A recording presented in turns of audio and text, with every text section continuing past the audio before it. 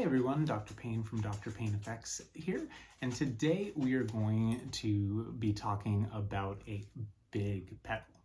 Now, you may think that you know your way around pedals enough and say, oh yeah, I know all the big pedals that are out there. Perhaps you think something like the Walrus Audio Melee is a decent sized pedal, covers some space on the pedal board.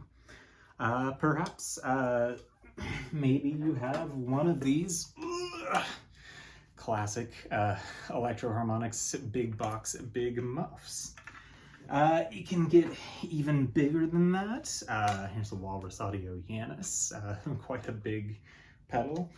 And even here, once you start adding things like foot pedals, you get something huge, heavy here, like the Digitech Whammy. Well, what if I told you that this Digitech Whammy is about half the size of the pedal that we're going to talk about today?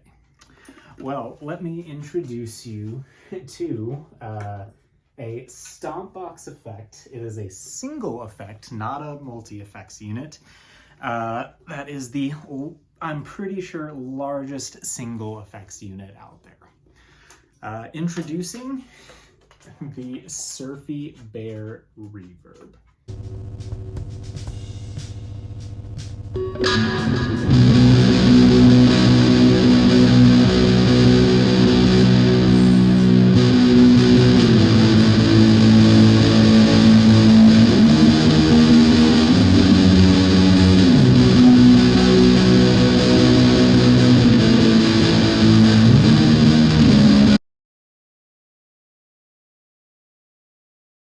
So here is our SurfyBear Reverb. There are three versions of this. There is the original, which comes in a nice Tolex and wood. That one is a buffered input-output circuit, not true bypass, and is overall really nice. It does not have volume controls, about the only thing that it's missing here. Now, this is the SurfyBear Metal. It's the same size as the traditional SurfyBear Reverb, but it adds a couple of things. Like I mentioned before, it adds a volume. You can actually get a decent boost off of this. I run it through my effects loop, and it comes off pretty good. In addition to our tone, mixer, and dwell. And additionally, it has the option for a foot switch, which can be really useful if you do want to control this from your pedal board instead of, say, how I do it, which is I put it in the effects loop right next to the amp and use it more like a traditional spring reverb tank, which is exactly what it is. Really what this thing is just a giant spring reverb tank, meant to emulate those awesome spring reverb sounds that you get from classic Fender reverbs. Thing that is special about it is an actual 4-spring tank reverb. It's really set up to emulate the spring reverbs that you find in classic blackface Fender amps. With that in mind, this particular one does have 3 controls. It has volume, which can help adjust for any tone drop you get in your effects loop. It has a tone knob, which can go from really kind of warm and dark to really bright. It has a mixer. That's just going to be how much the reverb is mixed in with your dry signal. And then finally the dwell, which is how deep and kind of long the reverb sound goes. As I mentioned before, it has in and outs, as well as a foot switch port, and a nice LED ring around the foot switch, which will tell you whether it's on or not. So now that we've gone over the features, let's dive into our comparison. So we're going to go over this and we're going to do things a little bit different today. Now, typically what we would do is we would plug this into our tube amp and our solid state amp and we would compare. But we are in luck today because our solid state amp is a Fender Montreux, which happens to have a real Fender spring reverb tank in it. So what we're going to do today instead is we're going to use our Fender Montreux as our control condition, being the sort of baseline Fender sound, and we're going to compare it directly to our SurfyBear reverb, which will be running through the effects loop of our tube amp. So stick around, it should be a really interesting comparison.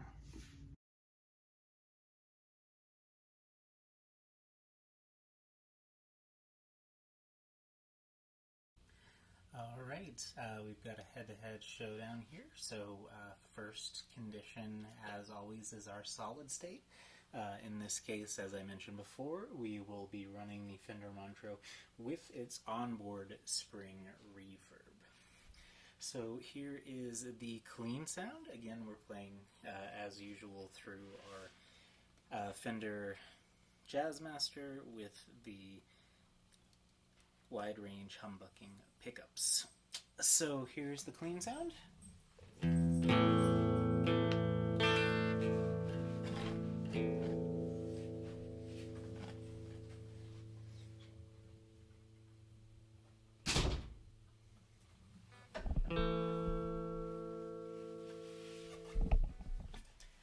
Okay, so as I mentioned before, we are going to be running in our solid state condition the onboard reverb. So here is the Fender Montreux, the clean sound.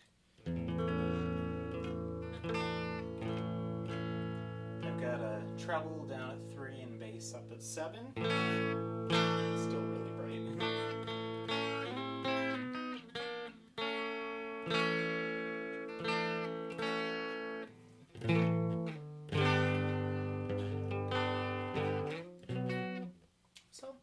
Let's hear it with the reverb.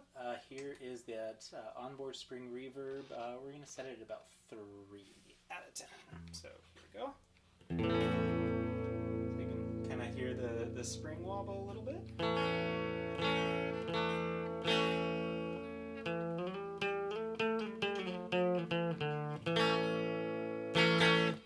Sounds pretty good.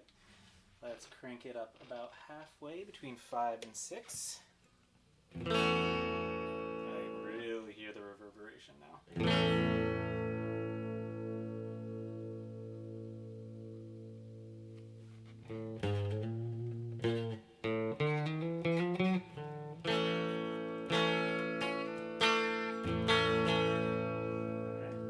Let's turn it all the way up. We can really get some of that kind of surf rock spring reverb sound. So.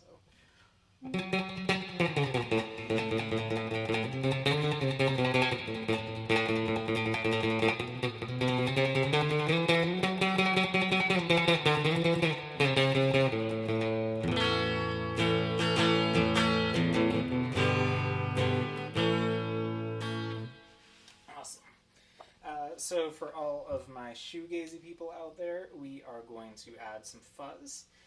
Today I'm adding the 420 fuzz by Ferocious.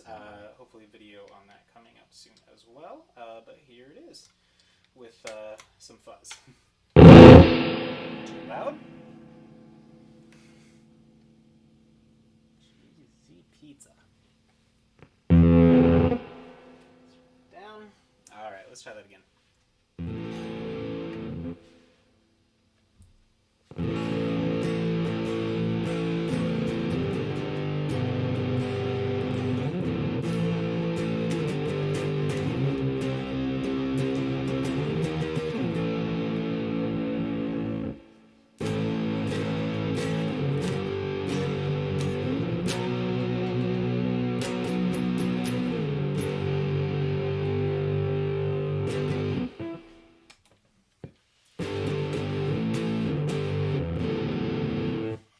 definitely gets the job done in terms of that.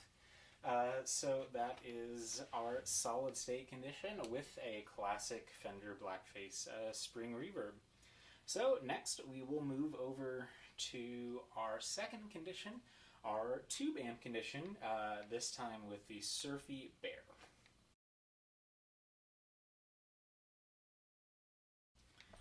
So here we are. We've got our SurfyBear connected through the effects loop to try and keep it as even as possible with how the effect is running. Post preamp in the Fender, same in our Port City Pearl. So let's go ahead and switch over to that. Here is the clean sound. Whoops, sorry. Let me turn the fuzz off. Here's the clean sound.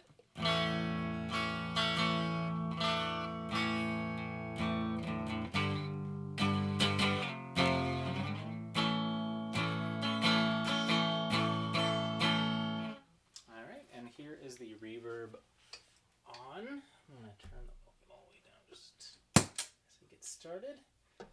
So here I'm turning it up, and just like we did with the other one, I'm going to start the controls at about 3. So here I have my mixer at 3, and volume as close to parity as possible, and I've got tone right at about 5.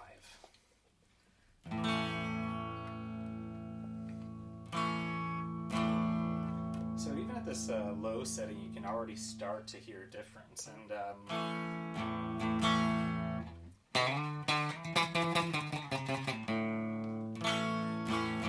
I actually think it's got a little bit more verb at this lower setting than the Fender did.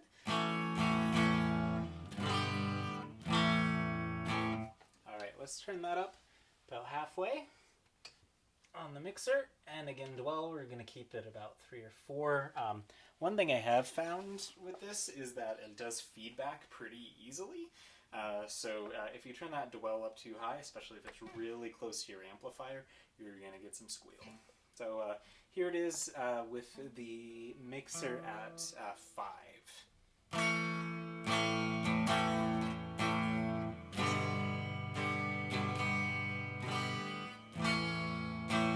A really nice lush reverb, but real classic spring sound.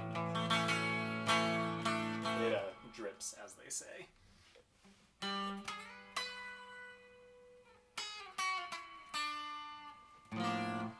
Alright, now we're going to crank mixer up all the way. Whoop, there's that dwell. And I'm going to move the dwell up to as high as I can get it to go without feedbacking, which is about 3.5. With that mix all the way up. So here's what it sounds like full mix. Turn that volume up a little.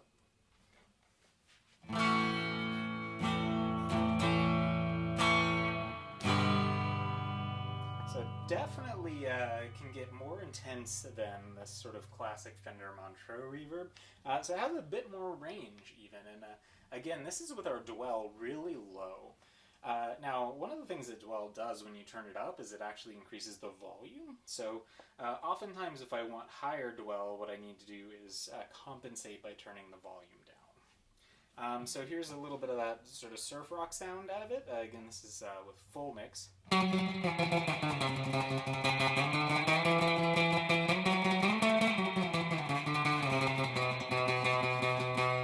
it sounds so good.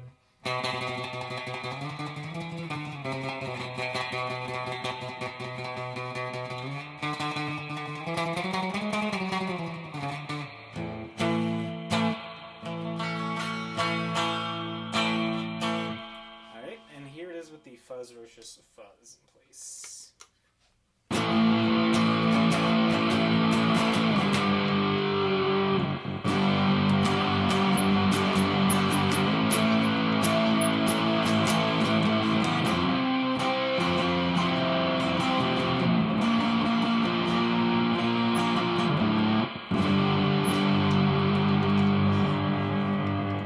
Sounds so good.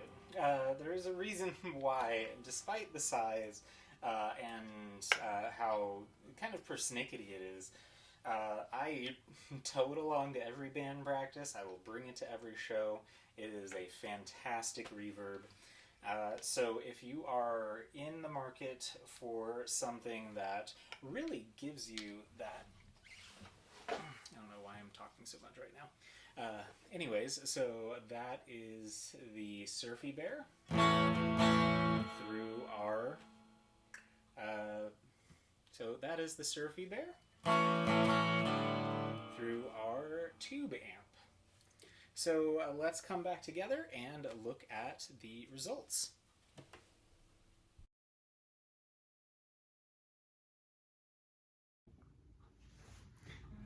All right, well, that was our SurfyBear metal review. Of course, we did it a little bit different this time, where we only ran the pedal through one of our amps while directly comparing it to what it is basically based off of. So I'm interested to hear what you thought. Honestly, I am a huge fan of the SurfyBear reverb. It does come in a smaller version that they call the SurfyBear Compact. I still think you're gonna run a pedal that's probably gonna take about a quarter of your pedal board. Of course it's gonna sound a little bit different because being smaller, it's gonna have smaller springs inside, whereas this one uses every inch of space inside that pedal for the springs in the tank to really give you that lush reverb sound. So I honestly prefer the SurfyBear to the original Fender. I think it has a little bit more range. I like that you've got a tone control on it, so you can really get sort of different feels for the reverb. So that is our review. Let me know what you think in the comments. Do you prefer the SurfyBear or the more traditional original Fender built-in spring reverbs? And if this is your first time joining us, please make sure to subscribe to the channel, like the video, share with your friends, and follow us on all of our other social media. This is Dr. Payne, signing off.